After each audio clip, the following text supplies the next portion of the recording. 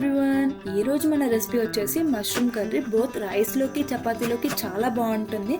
నా స్టైల్లో mushroom curry ఎలా చేయాలో రెసిపీ చూసేయండి.